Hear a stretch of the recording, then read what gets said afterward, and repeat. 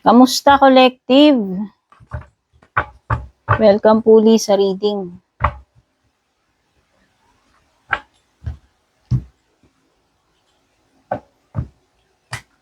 Timeless reading po ito, ha? Kahit na anong petsa man dumaan sa inyo.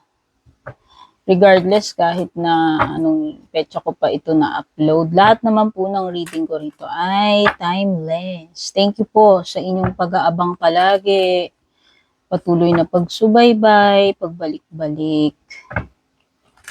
And kung bago po kayo, please don't forget to subscribe.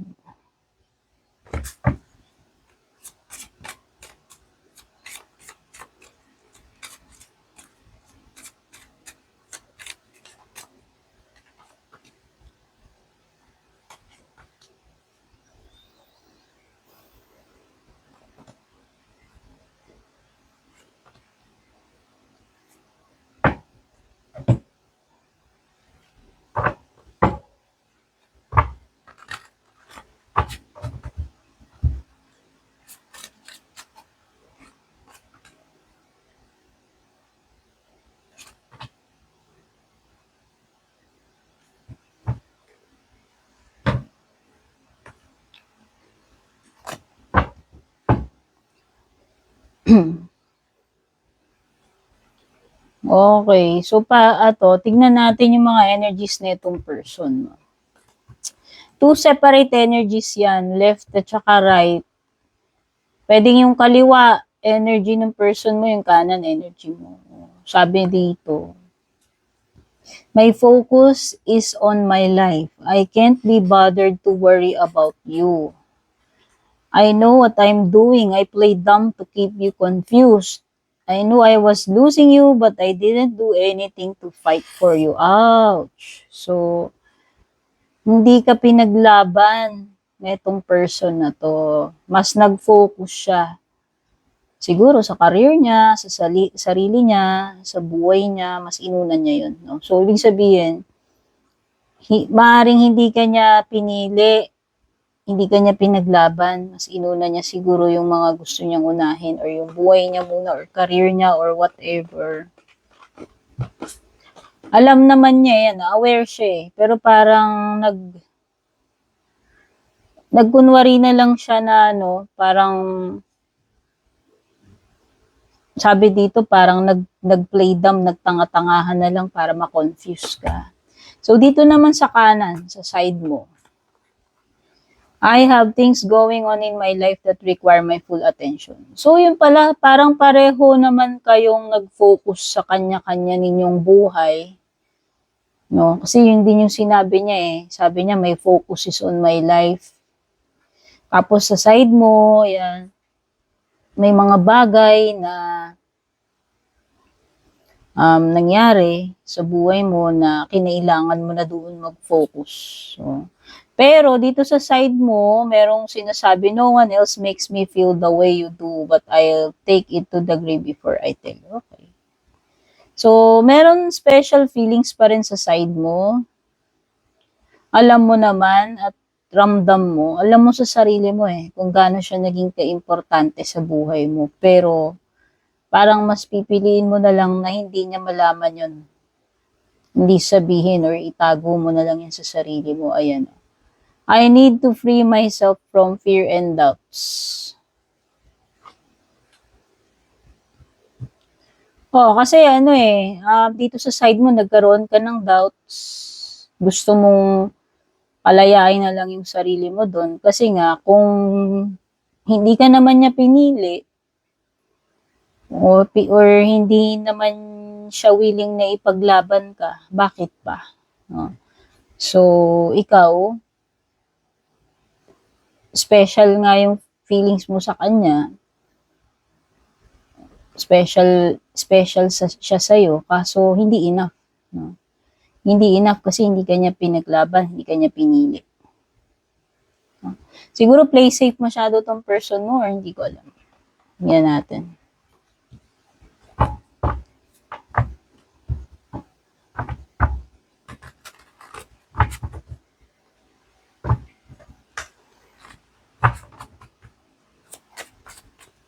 Ito yung paborito kong bara guys, kaya pagpasensya nyo na sobrang luma na nito. Kaya sobrang dumi. Nagsisimula pa lang ako sa YouTube ko, ito na yung ginagamit ko. Hindi pa ako nakabili ng backup. Bala ko nang bumili. Dami ko kasing pinagbibiling deck eh.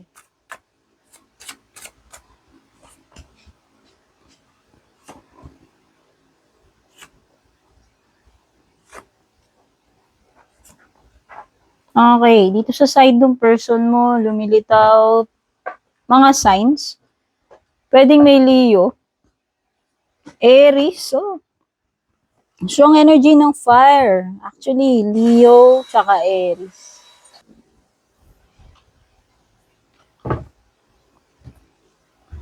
Emperor reverse, ito yung mga tipo ng person na wala talagang balls, kaya siguro hindi kanya maipaglaban.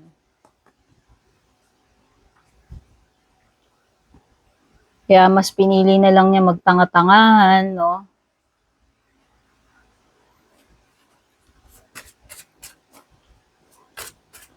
What LOSER this person is.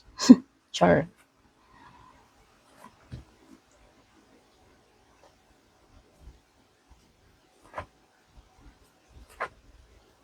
Okay, lumitaw din dito sa right side naman, Chariot, Cancer energy, star card is Aquarius.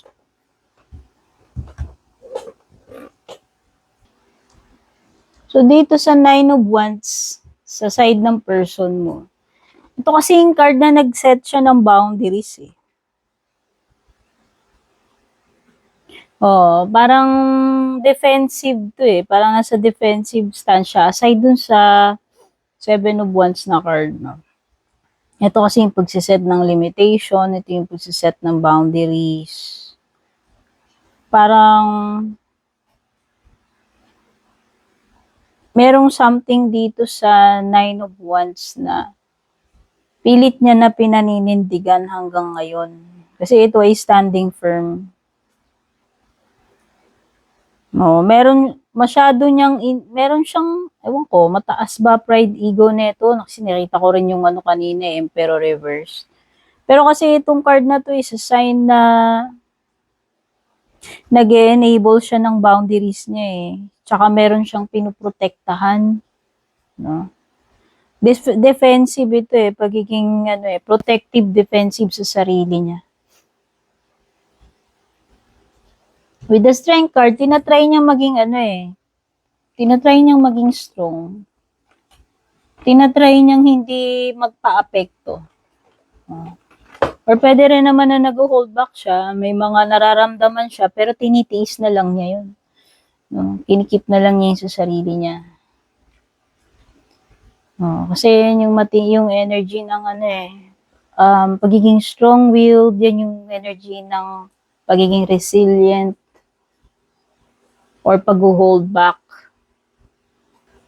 Kumbaga, dyan sa strength card niya, gusto niya i-prove, gusto niya ipakita na strong siya. No, despite sa kanyang mga weaknesses.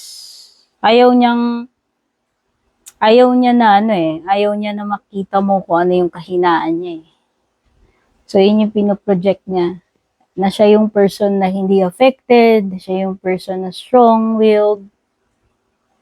Alam mo, actually, ito person mo, ito sa 8 of Wands, parang pwedeng pinalalabas niya na siya pa yung naging victim dito. Kasi ito yung card ng pa-victim.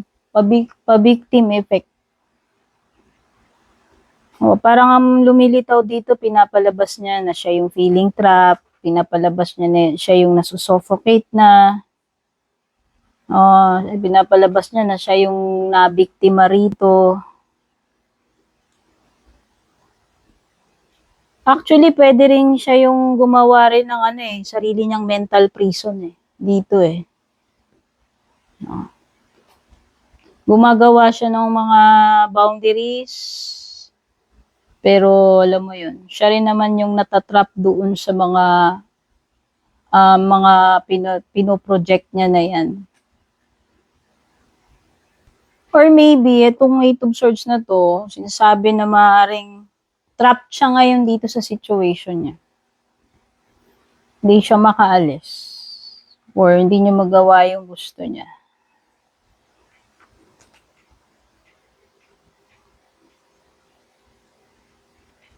Dito naman sa side mo, you have the Eight of Cups. Ito yung mas pinili mo na lang na ikaw na lang yung lumayo, ikaw na lang yung mag-walk away, or pwedeng inabandon na mo na rin itong person na to. Kasi ito yung card ng abandonment, walking away, pagle-let go.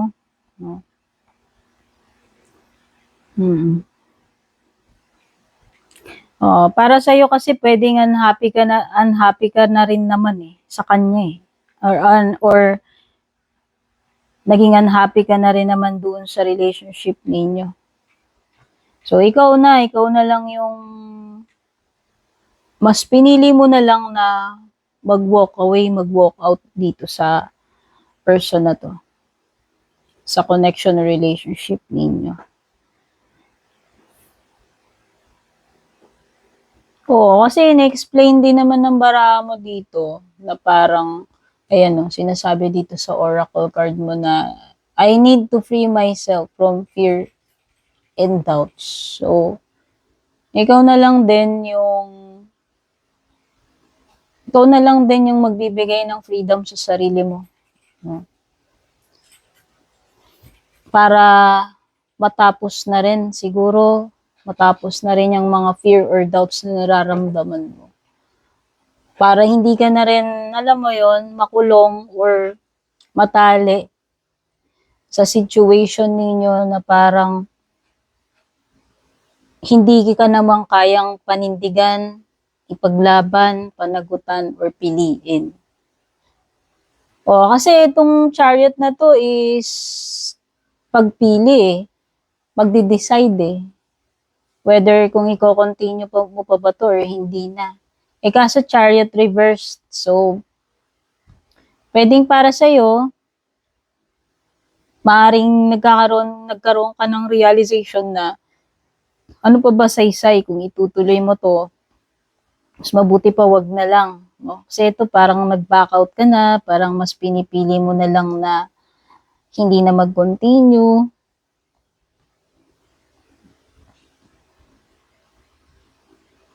Kasi ito yung card ng pagpa-part ng ways din yun Paghiwalay ng landas ninyo Pwedeng magkaibang path kasi yung tinahak ninyo, pinili nyo. Kasi siya pinili rin naman niya mag-focus na lang muna din sa buhay niya. And ikaw din naman is at the moment parang may mga pangyayari sa buhay mo na kinakailangan na yun muna yung asikasuhin mo, i-prioritize mo, bigyan mo ng focus at the moment. So parang kung titignan nyo yung energy ninyong dalawa, parang nagkapareho na siya, pinili rin niya yung sarili niya, hindi kanya pinaglaban, tapos nagkataon din na sa side mo, may mga importanteng nangyari na kailangan na yun muna yung asikasuhin mo. Okay? Kasi dito sa side mo, nagde-demand ka ng nagde-demand ka ng time, nagde-demand ka ng attention na maaaring hindi naibibigay sa'yo nitong person na to. Kasi ito yun ito yung card na feeling mo deserve mo ng ganito, ng ganyan, no? Kaso hindi niya yun maibigay sa'yo. Okay, hindi ka nga niya, alam mo yun, mas pinili nga niya yung sarili niya mas pinili nga niya na hindi ka niya ipaglaban, di ba? So, siguro, isa yun din na parang masakit sa'yo or isa yun siguro sa wake up factor para sa'yo na ma-realize mo na you deserve better. Na isa yun sa wake up factor na realize mo na itong person na to walang kwenta kasi hindi kanya kayang piliin, hindi niya kayang mag-sacrifice, di ba? Or ipaglaban. Okay, so tignan natin what's next. Ano yung possibilities sa mga susunod? or yung mga next na pwedeng mangyari, no? Dito sa bottom ng deck, meron tayo ditong Five of Swords reversed. Okay? Ito kasing si Five of Swords reversed, ito yung ito yung possibility na mag-get back together kayo after ng paghihiwalay ninyo or after ng pagiging no contact. Oh, maaari kasing nagkaroon kayo talaga ng away, argumento, lumayo sa isa't isa. Pero dahil ito ay lumitaw in reverse position, this is the card ng getting back together. Ito rin yung card na maaaring magkaroon ng forgiveness after the breakup. Okay? Kasi ito yung card ng reconciliation eh.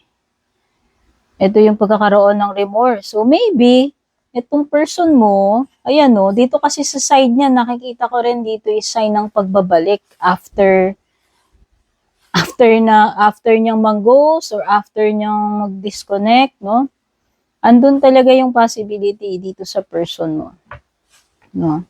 Siguro this person is planning na one day, mag-reach out sa'yo or makipagbati, makipag-ayos, bumalik. May mga mabigat May mga mabigat na dinadala, pasan-pasan itong person mo. Kasi ito yung card ng burdens, no? Maraming burdens ngayon sa balikat niya, responsibility, duty, stress, obligations, no? So, actually, this is card na nahihirapan siya, nag-i-struggle siya right now. No? So, pwedeng yun yung mga dala-dala niya na pwedeng mga emotions yun. Kasi nga sabi ko, maaaring may remorse dito eh. Maaaring makaramdam siya ng guilt, konsensya, pagsisisi doon sa kung paano kanya iniwanan or tinrato. No? Maaaring itong tao na to nagkakaroon siya ng mga realization na maaaring hindi kanya na-appreciate or nare-realize niya na yung pagkakamali niya, yung pagkukulang niya, or na-realize niya yung worth, yung importansya mo nung time na lumayo ka or nag-disconnect ka sa kanya. Kasi di ba nandun nga yung card na nag-disconnect ka sa kanya eh. Alam mo, maganda lang na nakita ko dito sa bottom part dito sa side ng person mo. Sa time ng pagbabalik niya sa'yo, sa time ng paglapit niya sa'yo, sa time na lahat na-realize niya na yung guilt, yung mga pagkakamali niya, kasalanan niya. Nakikita ko na this person is mas matured na sa time ng pagbabalik niya, kung kailan man ito babalik sa'yo. Of course, hindi ko pinipredict yung mga ganyan, hindi ako predict kung kailan mangyayari, no? Mangyayari yan kung mangyayari. Kung hindi, hindi rin. Okay? Card reading lang naman ito. Pwedeng tumama, pwedeng hindi. So, yun nga, nakikita ko na itong person is mas, kumbaga, ito na yung better version niya. No? Kung babalik man sa'yo to, yun na yung time na nag-matured na siya, na-realize niya na yung mga kasyungaan niya, no? Yung mga sinayang niya sa'yo, saka sa relationship niyo. Dito naman sa side mo, you have the Knight of Wands. No? So, ang ganda energy to. So, nakikita ko na ito ikaw yung bagong version ng sarili mo. New version mo na pagiging fearless, no? Mas ka na anong tawag dito? Mas palaban ka na, mas matapang ka na ngayon. Kaya lang, pwedeng pwedeng masyado ka na ring maingat or wise para magtiwala ulit. No, lalo na dito sa person na to na alam mo yon na broken heart ka, na disappoint ka, no? Nakikita ko kasi dito ikaw mas pinili mo na lang magkaroon ng self-love, self-respect.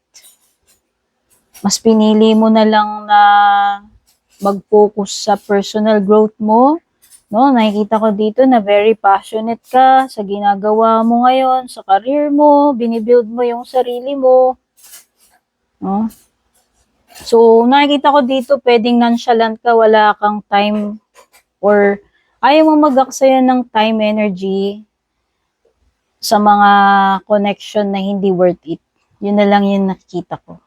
Mas more on nagfo-focus ka sa sarili mo kaysa mag-aksaya yung ng oras sa relationship na wala ka namang kasiguraduhan, di ba? No? So, yan, feeling ko na lang, ayaw mo muna ng mga ganun, compromise, yan.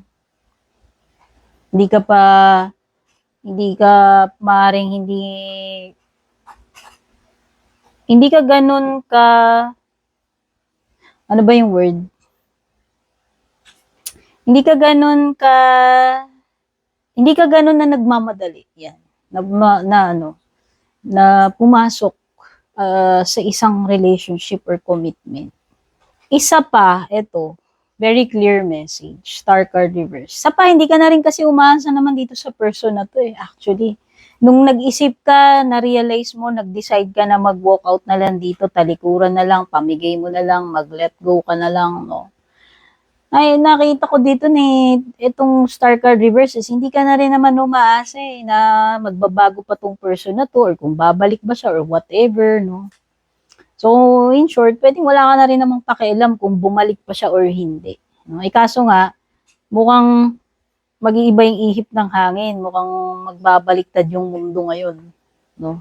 Kasi nakikita ko yung mga cards niya sa near future, sa mga susunod na panahon na maaaring bumalik siya Alam mo, actually, itong page of last card na pala tayo. So, malapit na mag-end.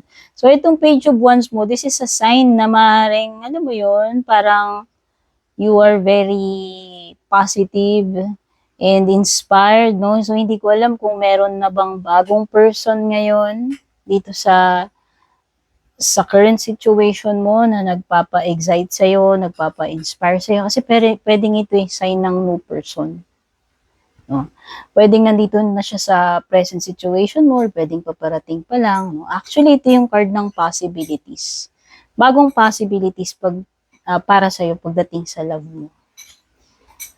Okay, so maaaring merong new person. Or pwede rin naman yan na magsisimula ka uli.